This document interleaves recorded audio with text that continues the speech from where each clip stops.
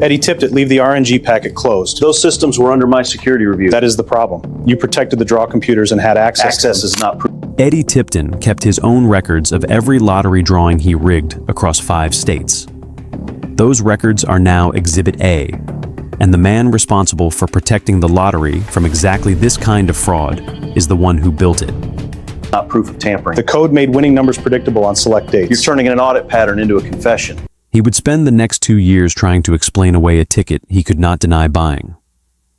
The surveillance footage from the convenience store on Merle Hay Road showed his face clearly.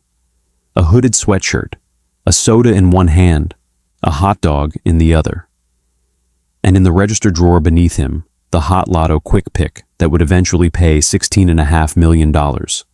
5 states, 10 years. More than $24 million in rigged lottery prizes. Every one of those drawings compromised by the one man the Multi-State Lottery Association had trusted to keep them clean. The Information Security Director had written the code himself. Before we go any further, I want to know something. Have you ever bought a lottery ticket and wondered, even for a second, whether the game was actually fair? Drop your answer in the comments. And if you are new to the channel, subscribe now. We cover the cases where the person hired to protect the system was the one exploiting it, and this one is bigger than any of them. Eddie Raymond Tipton was born in 1963 in a small town in Alabama. His father worked as a machinist. His mother stayed home with Eddie and his younger brother Tommy. The family was working class and quiet. The kind of household where nobody talked much about money, because there was never enough of it to bother talking about. By the time Eddie was 10 years old, he was already the kind of kid teachers described as too smart for the room.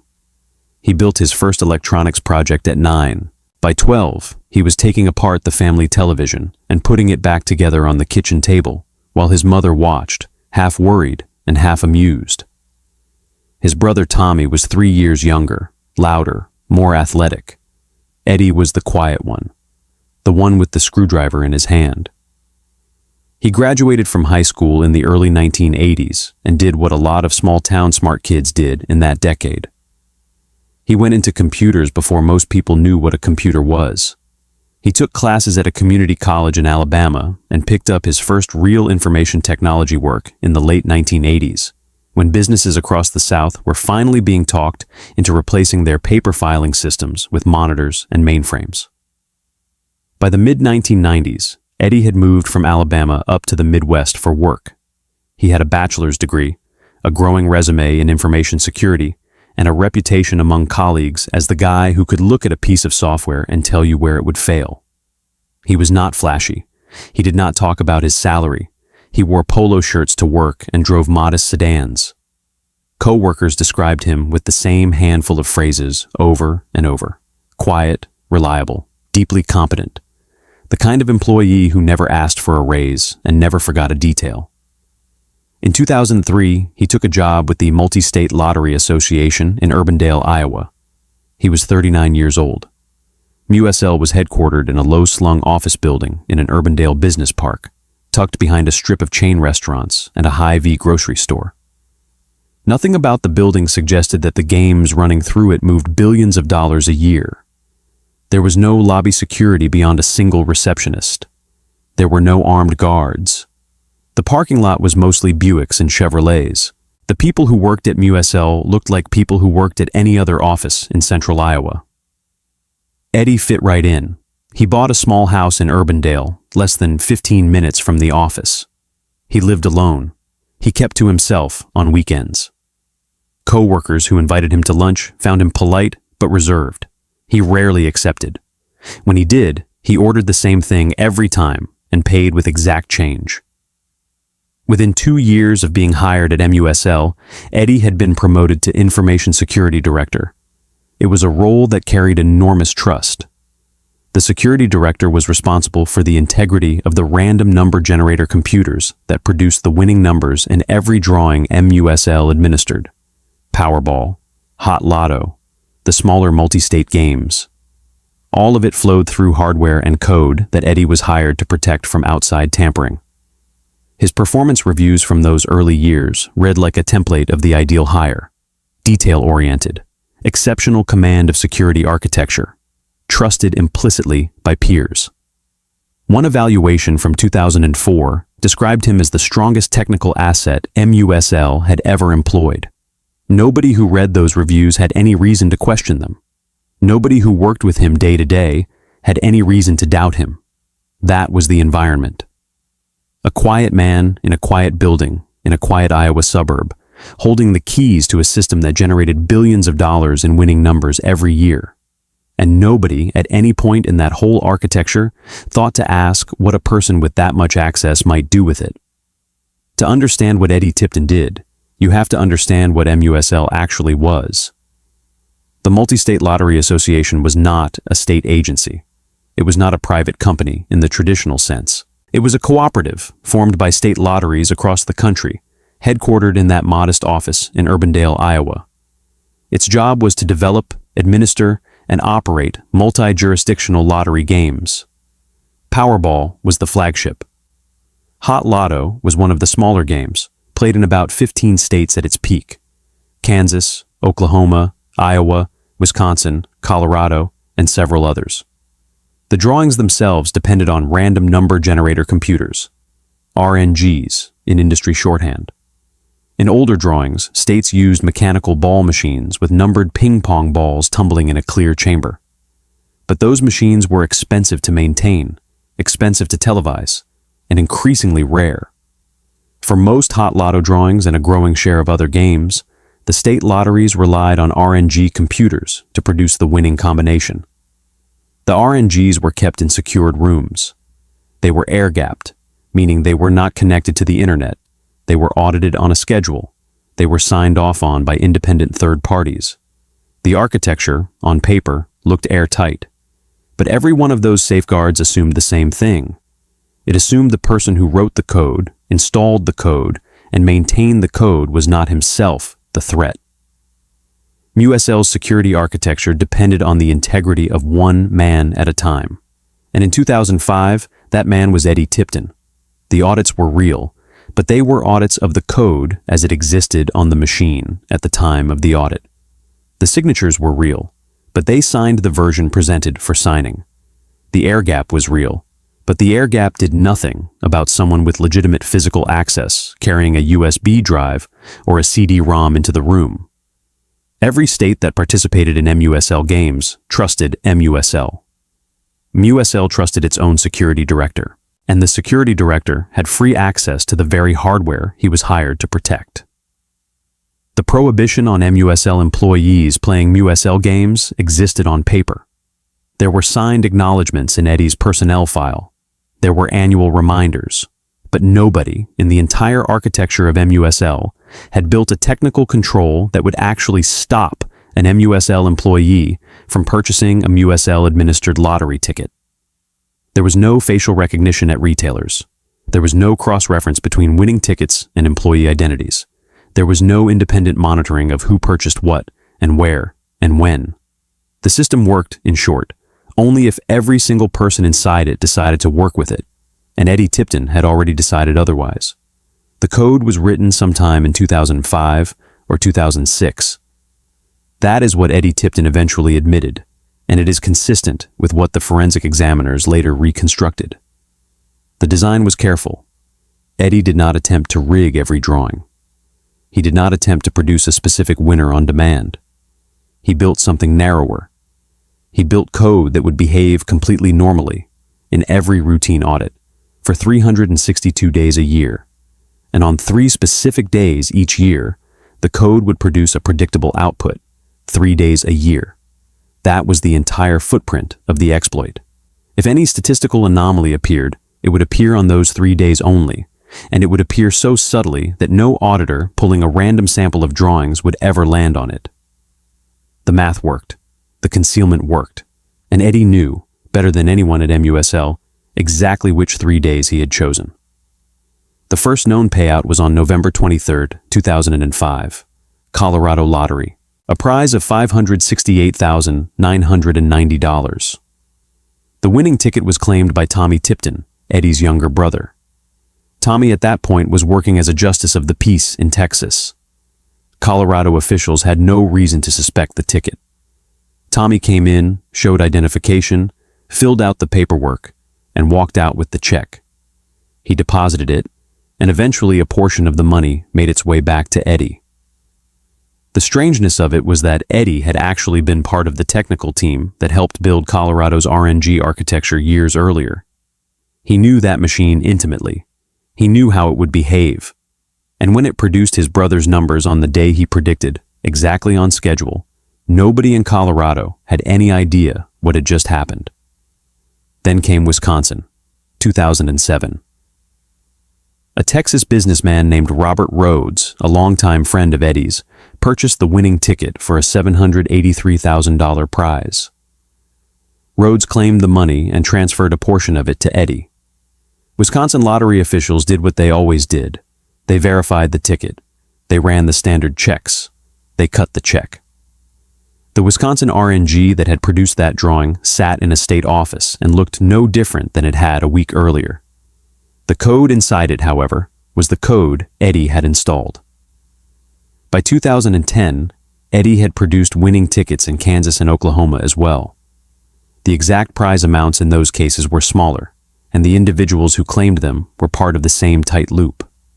Tommy, Robert Rhodes, a few other trusted intermediaries. The rule Eddie followed was simple. Never claim a ticket yourself.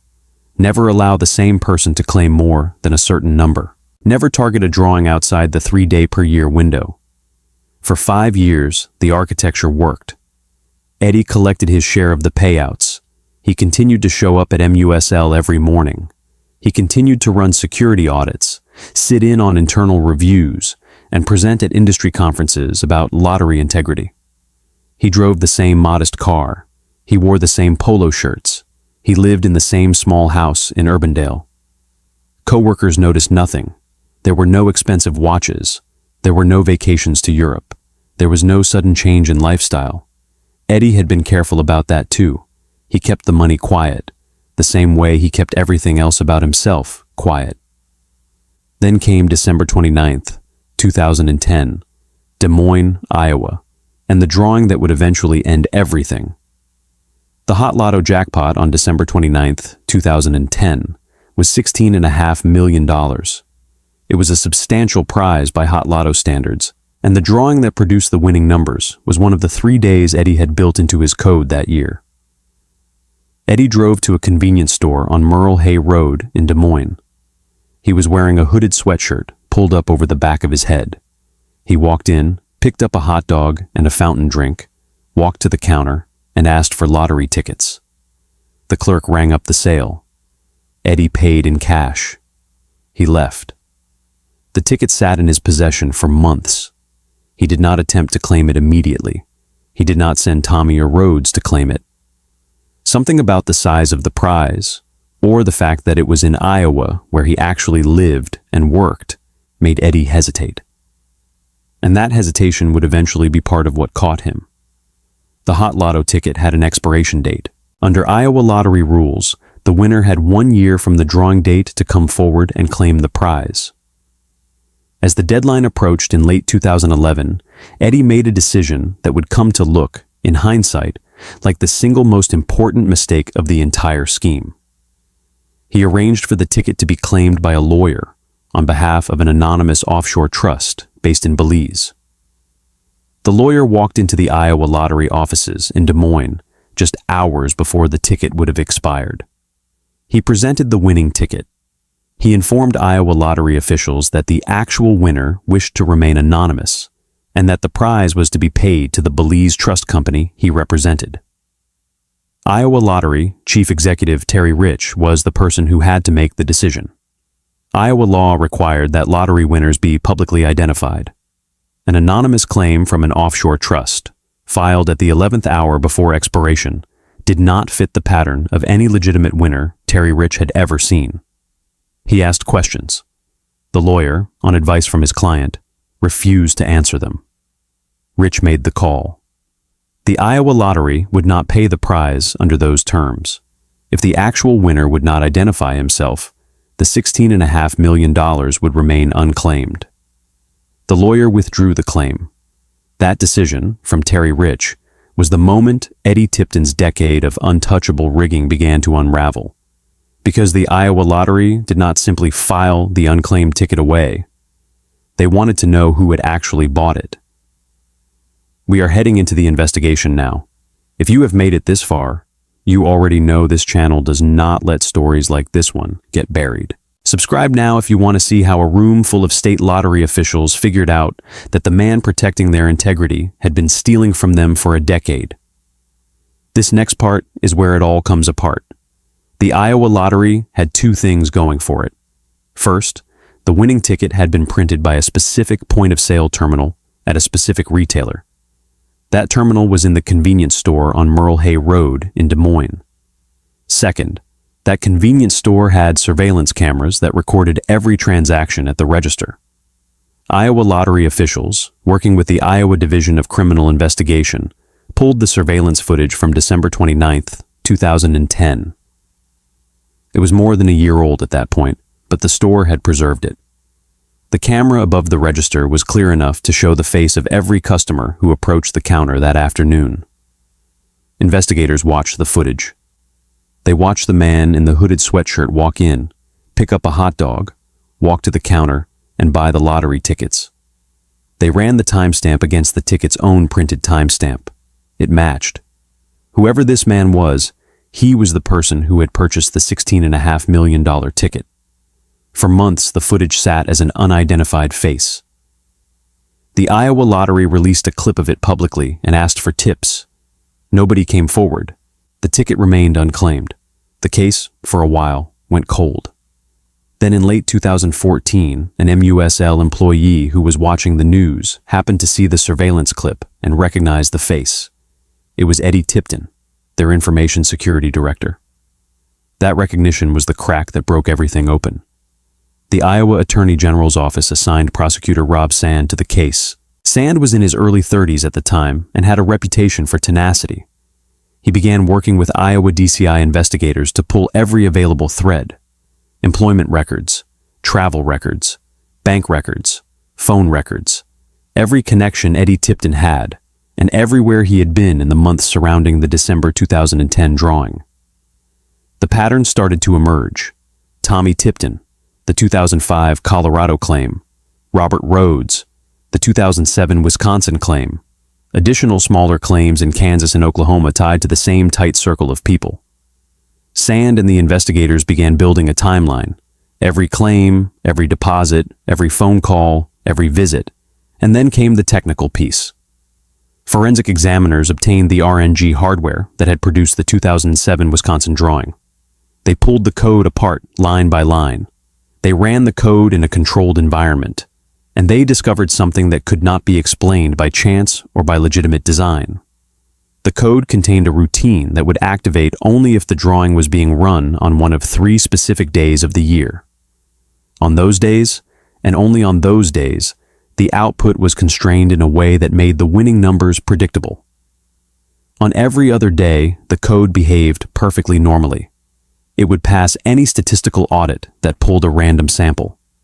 It would look, on inspection, exactly like the clean RNG code it was supposed to be.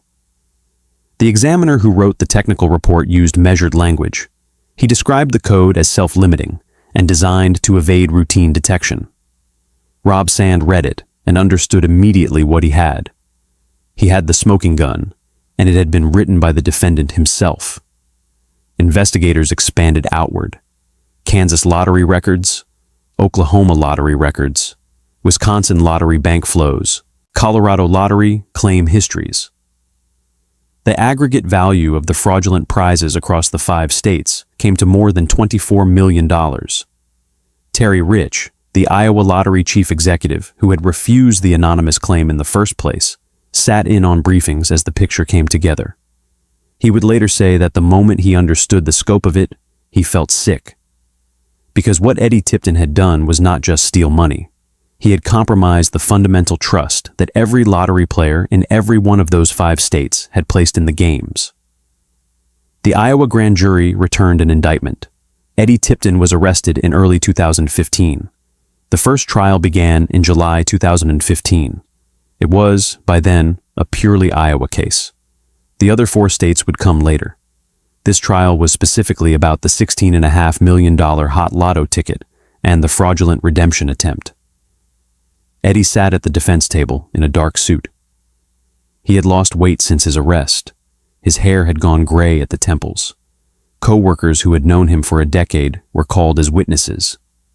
The MUSL employee who had recognized his face on the surveillance clip took the stand and described the moment of recognition. Then came the video.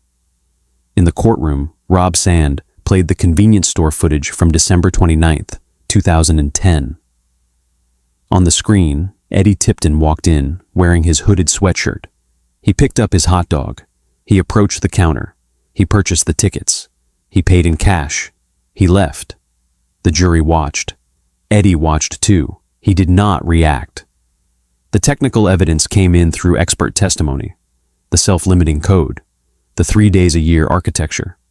The way the code had been designed to survive standard audits. The jury listened. Some of them took notes. Some of them looked at the defendant. On July 20, 2015, the jury returned a guilty verdict on 2 counts of fraud. On September 9, 2015, Iowa District Court Judge Brad McCall imposed a sentence of 10 years in state prison.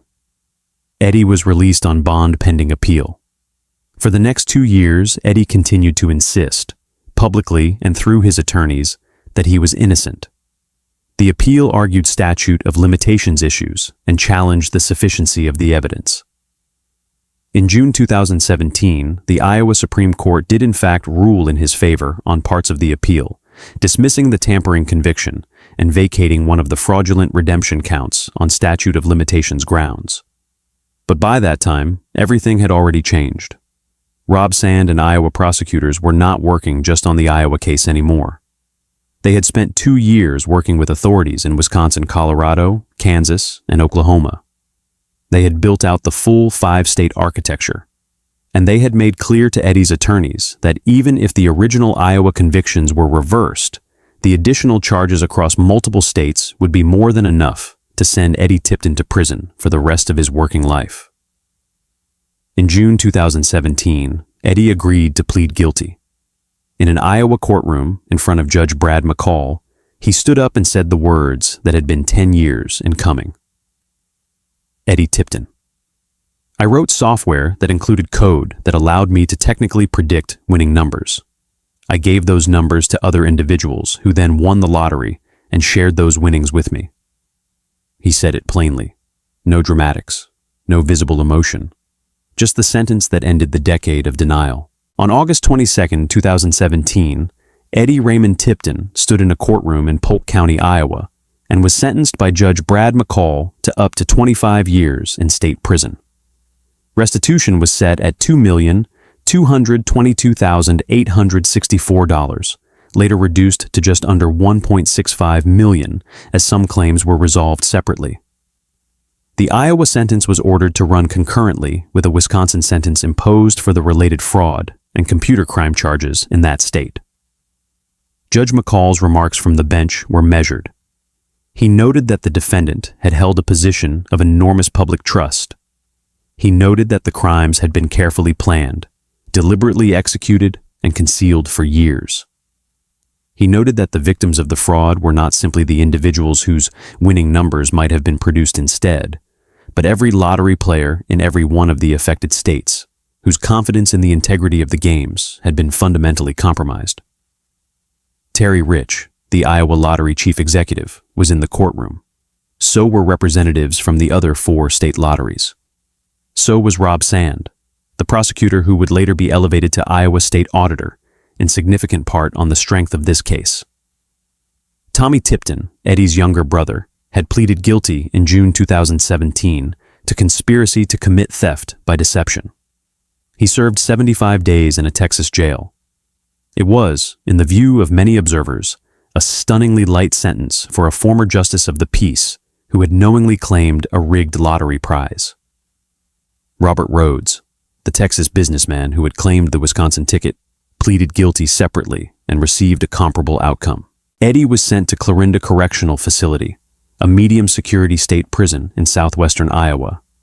His days there were, by all accounts, quiet. He worked in the prison computer education program for a period. He kept to himself. He did not talk about the case with other inmates. In January 2022, the parole board approved his release. That approval was revoked shortly after, when Eddie was involved in a physical altercation with another inmate. In July 2022, after a subsequent review, he was released on parole, having served approximately 5 years of the sentence.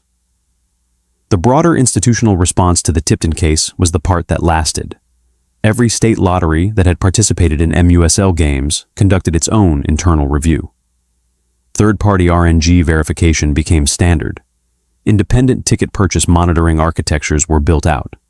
Employee participation prohibitions were expanded and, more importantly, enforced with technical controls rather than paper acknowledgments.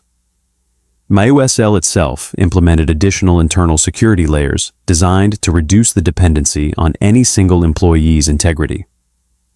The 2025 documentary, Jackpot, America's Biggest Lotto Scam, brought the case back into public attention.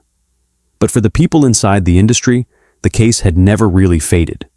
Every RNG audit written after 2015, every third-party verification protocol added after 2017, every dual control requirement built into a state lottery's security architecture traces back in some fashion to the decade Eddie Tipton spent as the trusted man in the quiet office in Urbandale, Iowa. The lasting lesson, the one every state lottery operator will still tell you in private, is that the architecture protecting the integrity of a random number generator is only as strong as the person with access to the code. And when the person with access to the code is the same person hired to protect the code from being tampered with, the entire system has exactly one line of defense. That defense is external verification by parties without a conflict of interest. For 10 years, MUSL did not have that defense. And for 10 years, Eddie Tipton exploited exactly that gap. He wrote the code. He installed the code. He audited the code. He watched other people trust the code. And on 3 specific days a year, he made the code do what he wanted it to do. That case was staggering. But the one on the right-hand side is on another level entirely. Click it now.